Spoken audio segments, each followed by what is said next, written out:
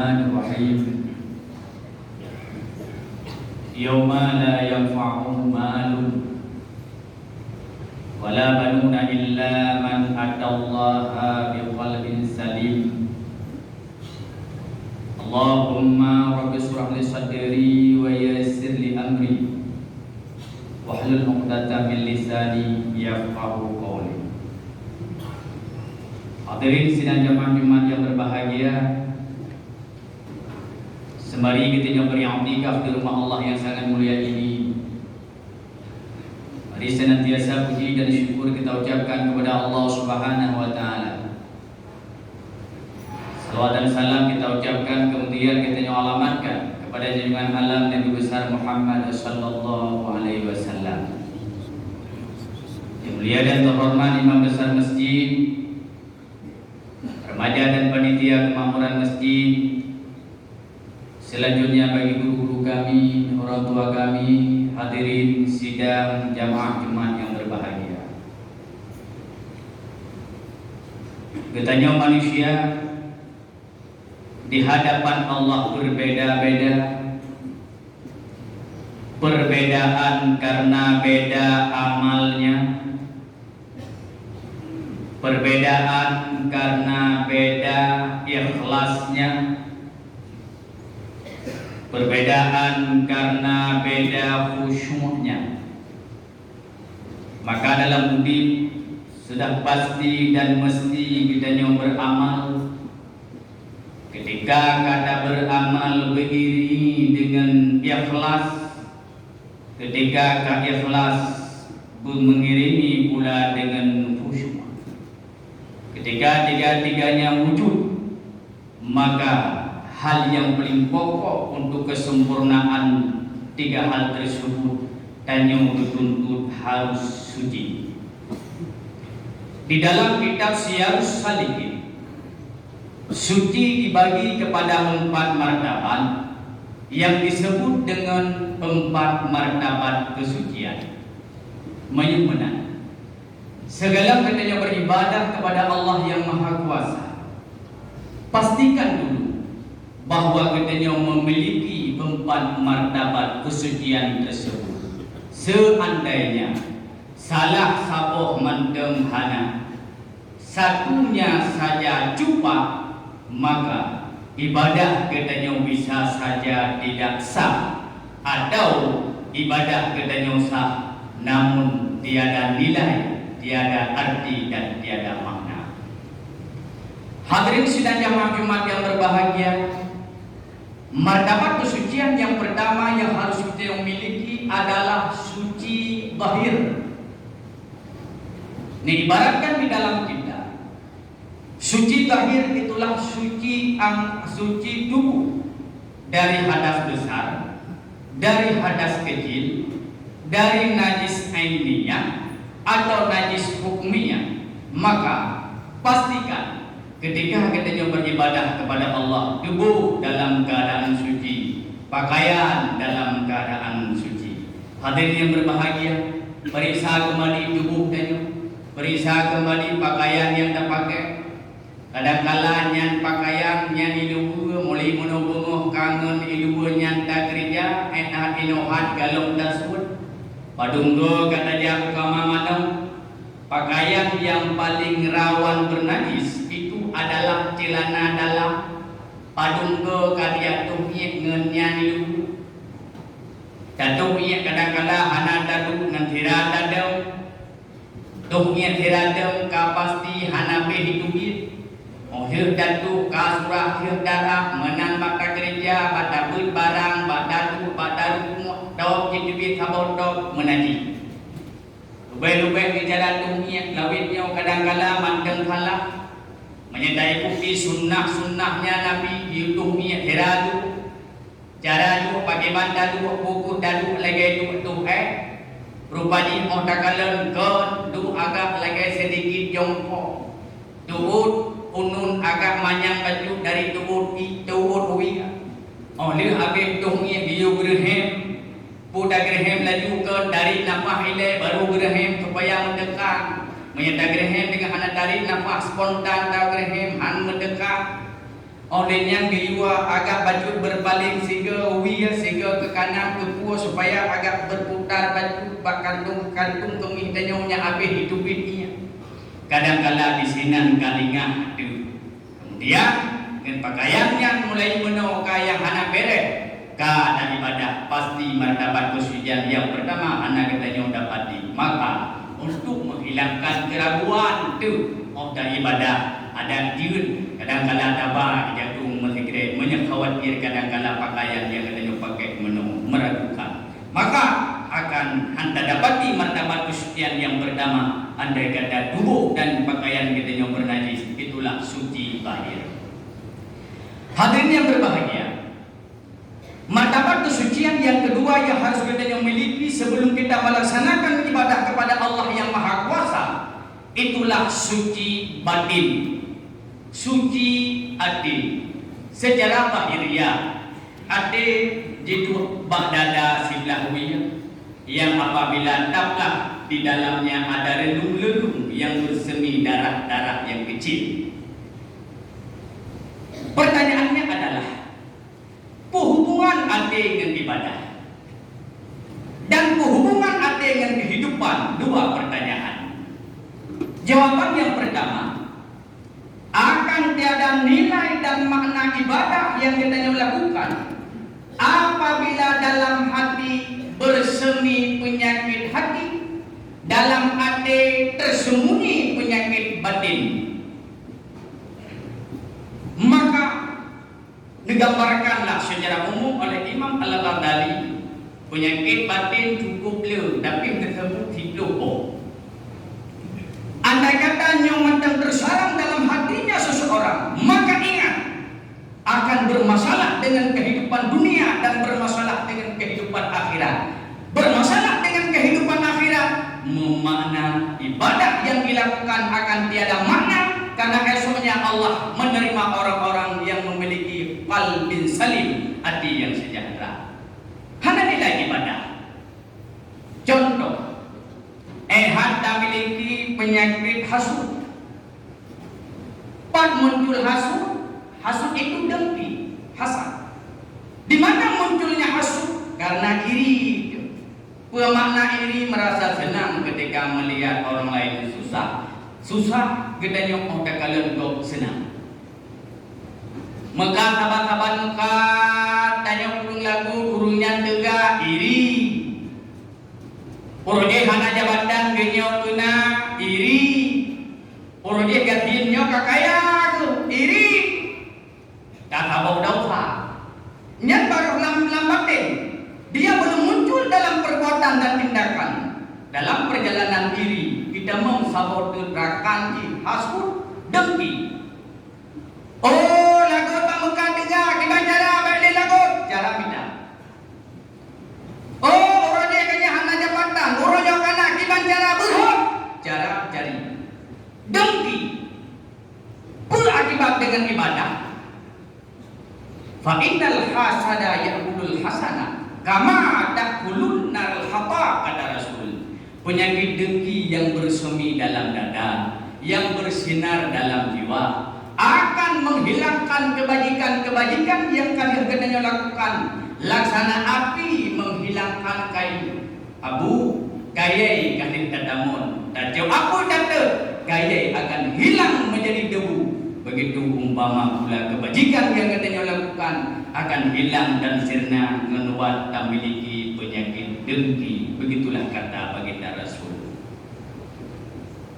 Oh, anak dengki umat. Asal jatuh tak buka kekurangan kau, tak pegang aib kau. Nah saja abang lisan katanya. Yang inti apa yang tak pegahnya apabila didengar oleh urang yang tak pegah dia kemarah itu upat. Apa dosanya? Allah mengatakan dalam Al-Quran, wailul likulli humadzatil lumadah. Celaka bagi para pengumpat humadah lumadah. Ulama tafsir beda dalam menafsirkan makna, tetapi ada yang mengatakan humadah lumadah itu di dalamnya termasuk mengumpat. Asbabun nuzul itu ayat berkenaan dengan Umayyah bin Khalaf yang selalu diumpat Nabi. Nah, riwayat yang mengatakan nyan ayat terun berkenaan dengan hal nasbi syarif yang selalu mengupat orang beriman. Allah menurunkan ayat wailul likulli humadatil lumada, celaka bagi para pengupat humada lumada, penyakit ADHD. Ada juga yang namanya ada marah, itu juga berdosa. Dan yang sering marah dapat turut marah, bahkan tempat marah. Karena kalau berbicara marah itu tidak boleh. Rasul pun ada marah, tapi bukan pemarah. Dan mungkin lahir perang Badar kalau bukan karena marahnya Rasul. Rasul marah karena masalah agama. Jikalau agama dihina, dicaci, dimaki, difitnah, Rasul berada pada front yang paling depan. Lahir perang Uhud karena marah dan sebagainya. Pada Rasul pun ada Allah meletakkan marahnya selamat agama. Tapi yang jadi masalah marah yang kita miliki dengan saudara, dengan tetangga, hanya masalah pribadi, muncul marah. Akibat dari marah, dendam. Nah, ada usaha dendam. Rupanya ada usaha dendam cukup baik. Dalam hadis baginda Rasul, seberangkali dendam antar sesamanya lebih dari heuro. Pada ujung hadis faman hajara fauqa salasi, dendam, benci, timbul permusuhan lebih dari heuro fauqa salasi, famanda dakhalan nar, mati atau neraka. Dalam hadis yang lain Rasul mengatakan seberangkali dendam dengan sesamanya lebih dari 3 hari tidak akan terbuka pintu surga. Kapan itu pintu terbuka? Ketika mereka saling memaafkan. Bayangkan sang anak nilai dan sujud hi anak mana duha dan tahajud lam ati dendam mencedara tampi temu tomto lebih dari heuro. Rasul mengatakan dakhalan nar, mati atau neraka. Belum juga yang namanya ujub, merasa juga ujub jidu yang dendai bagadanya mandum naik itu siding dapat.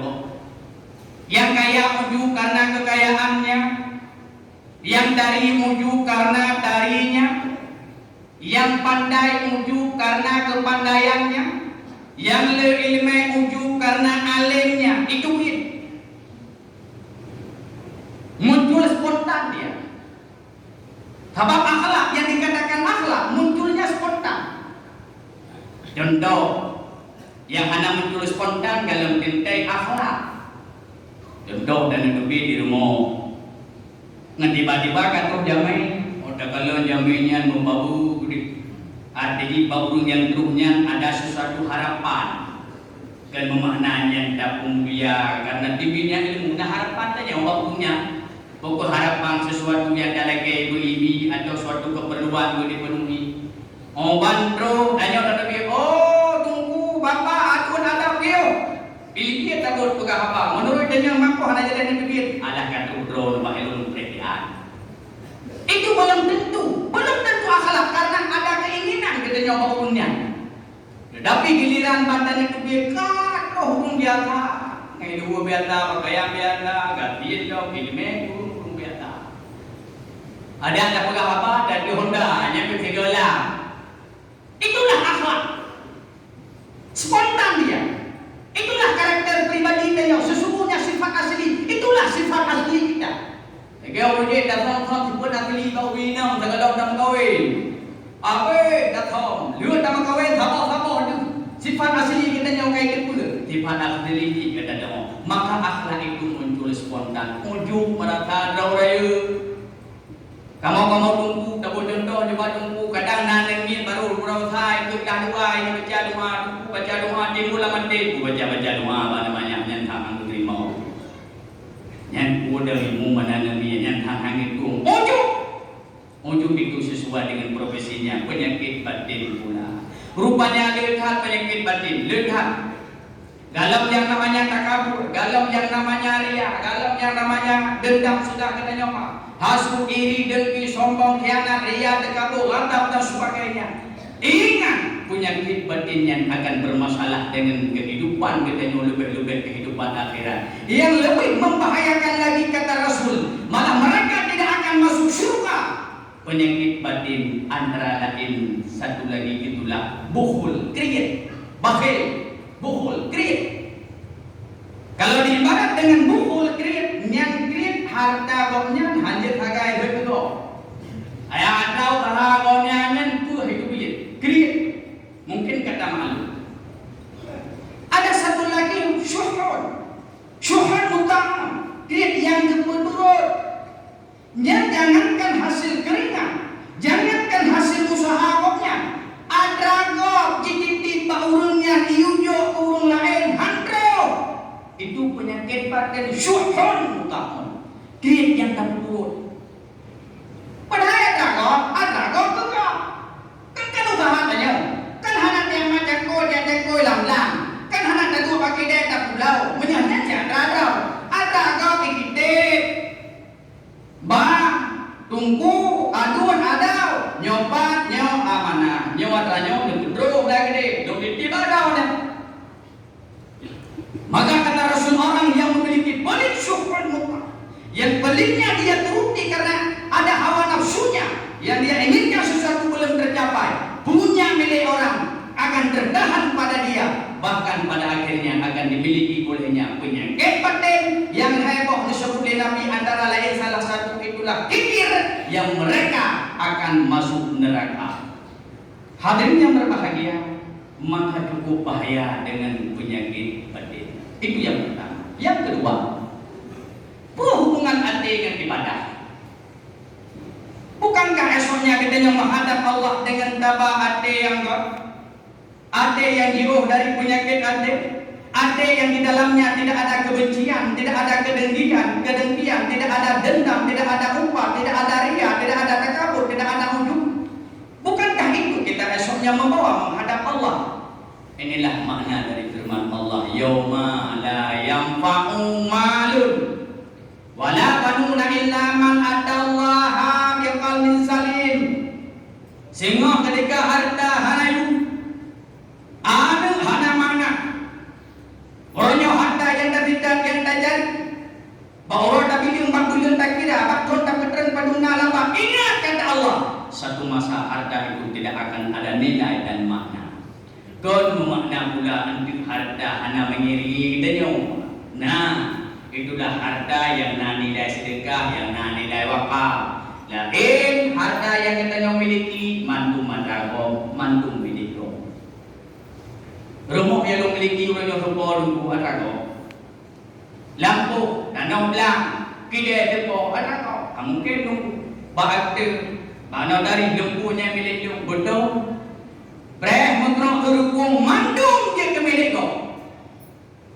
Oh nak pupuk tunggu orangnya pandang sedekah, orangnya pandang wakaf. Kenapa? Tahu tak lagi. Jadi oman deh katanya, ikirim, iwakaf, sau kirim, sau wakaf. Nak buat rumah. Pertanyaan kita dia itu kita nyoba mandi. Mendum lamdunya mantap. Tabo hana tu hawa nafsu nehunci, ibenci dia nyoba abah itulah. Jandung dia. Oh, nana penunggu anu dah. Anak terau. Pertanyaan dia tadi aja. Jangan kakak mati dukung mendua. Dung mata udah dalam menduahnya orangnya dungna hayang kita dungna setia. Mungkin ada deh dungna tuha kampai deh payah tak puput kerau.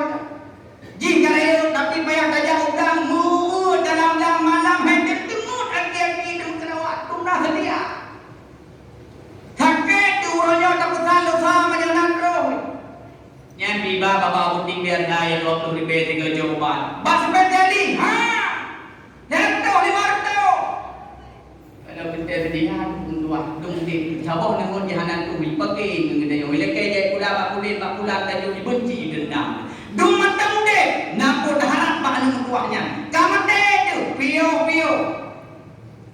Jangankan ada kita nyawa pulang lagi ke daun.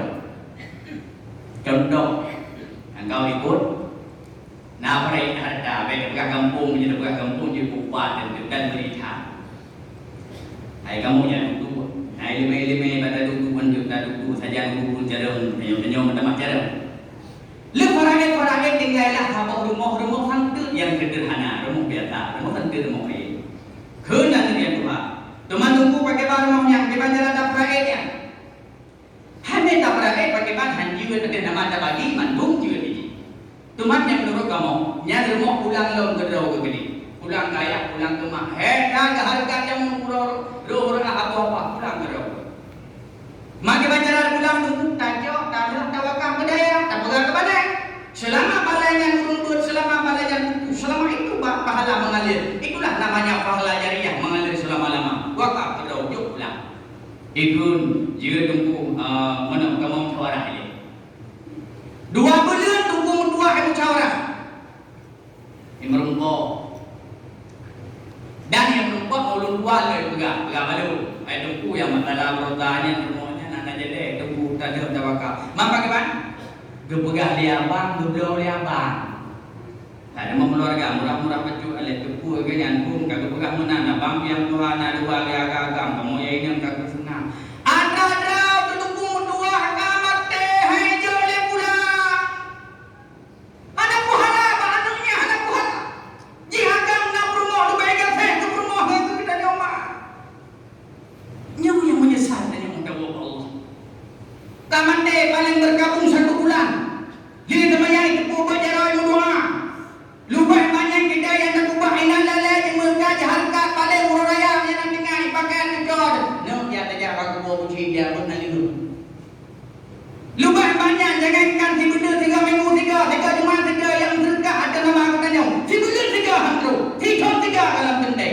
Harta katanya dinikmati dan dimiliki oleh anak-anak kita. Penyesalan baru berduka. Muhammad tahu di dalam dunia yang lain rupa. Kriit dengan harta, kriit dengan agama. Tentang berat di membok satu men masjid. Tentang puas hebat bapun budaya. Terlena dalam terus mencari. Lupa akan investasi kita di akhirat. Sementara masa terus berlalu. Mata muda wo ke mata Tuhan. Lam Tuhan dia sakit. Lam sakit sejarah ada wo ke mati. Selama-lama bangsa tempat yang putih tidak ada lagi kematian setelah kehidupan itu. Kehidupan yang pertama namanya alam kubur. Sampai kapankah itu alam kubur? Hingga hari kiamat tega padung tuhun harus dan pinan. Ketika orang kiamat tega itulah di situ ada minda yang nantinya ketentuan ada 2 surga dan neraka. Harapan untuk saya setelah kematian, anu yang saleh, ilmu yang bermanfaat, sedekah jariyatun yang mengalir pahala lewat harta katanya.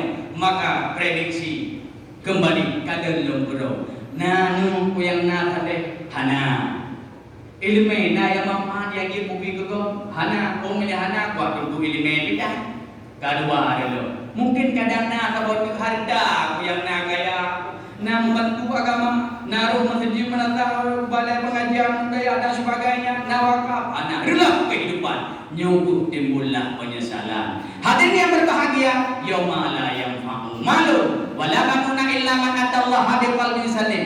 Esoknya ketika harta hanayum anu hana makna tawaba Allah biqalbin salim dengan hati yang sejahtera. Pemana hati yang sejahtera? Ibnu Abbas mengatakan hati yang jauh dari syirik. Abdahak mengatakan hati yang jauh dari penyakit hati. Gimana cara awalnya? Yang adanya mandungna namanya namanya itu bawaan, nafsu bawaan, naluri kenawanya. Semenjak katanya lahir marahnya kana, semenjak katanya lahir kinnya kana. Ada batin kata makna katanya mati kyo katanya mandungna la tumbing keng lendu dendam. Hana tak ubah dendamnya maka ubah sampai Tuhan aja kurung dendam. Hana tak ubah bingkengnya dari ubah sampai Tuhan aja kurung bingkeng. Hana tak ubah dendam roti marahnya dari ubah sampai Tuhan aja kurung bakal bengeng. Maka inilah makna dari tasawuf. Kata ulama tasawuf, tasawuf itu adalah upaya bersungguh-sungguh untuk menghilangkan penyakit hati supaya mencapai ridha ilahi mandum dena. Gimana cara? Riyadhah tetapi mujahadah sungguh-sungguh. Lagi sungguh tak ubat penyakit lahir, mengenang sungguh tak ubat adanya. Riyadhah mujahadah sungguh data. Pada pengajian, pada zikir, pada majelis taklim dan gunakan situ-situ batin kita karena itu artinya cukup halu. Mengibaratkan oleh Imam Al-Ghazali, tipe batin laksana kaki semut hitam berjalan ketika malam menginjak di atas batu hitam. Cukup halu. Oh bro, hana deku. Oh dega, hana dadamo. Nyokut perlunya riyadhah dan rabi, perlunya mujahadah. Yang pertama dengan ilmu tasawuf kata dekuongkruhnya penyakit batin. Yang kedua dengan dan rabi dan dengan bersungguh-sungguh. Moga ada manfaatnya.